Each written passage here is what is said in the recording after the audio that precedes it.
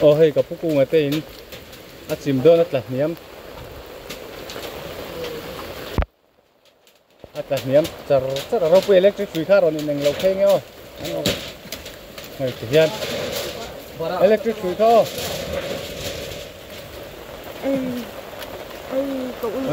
gặp cái suy tên chúng gặp phúc cùng ở tên thì nó là niệm là tham mê cái này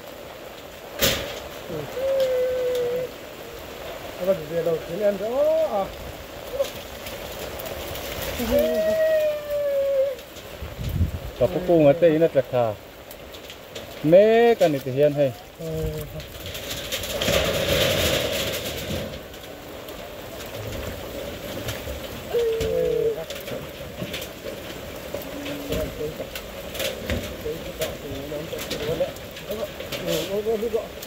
Hôm nay phố thì bắt anh khai tổ đi không? Bắt anh khai tổ này phố.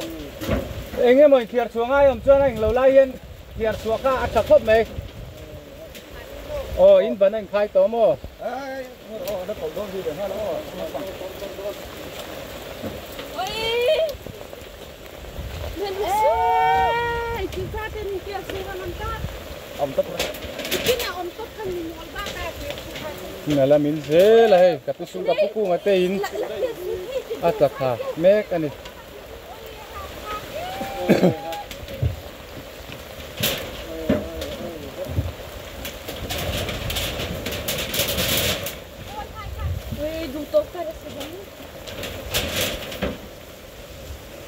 số làm công cụ cho là chặt khá dễ là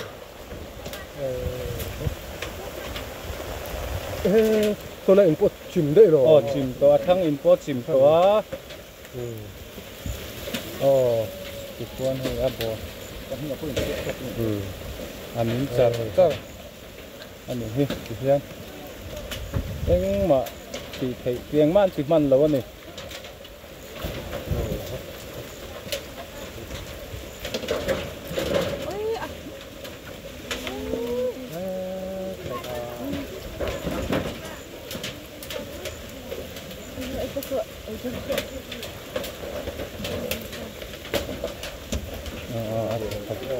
atau cara tu kan.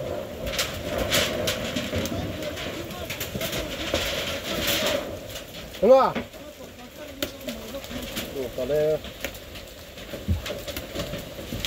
lấy vùng xin đeo anh em đó, ai chân ông tây nên lâu có, ai ở tộc phát thu làm tu không. Ai bù rồi hay. Nó xem đâu.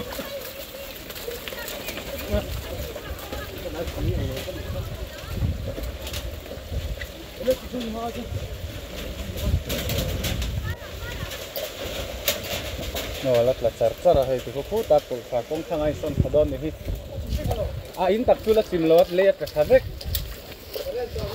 cái này chuông lo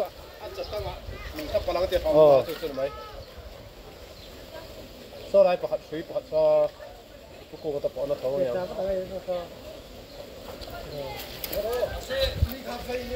cái này suy thao suy khu đâu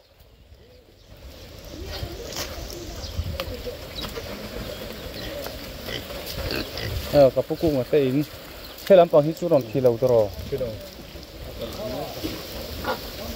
ôi thiệt số chú quay lâu không mấy thiệt ngâm lai hiền mà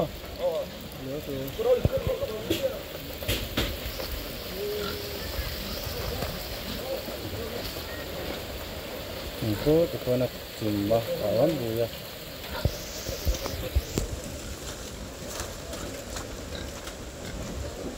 kapuk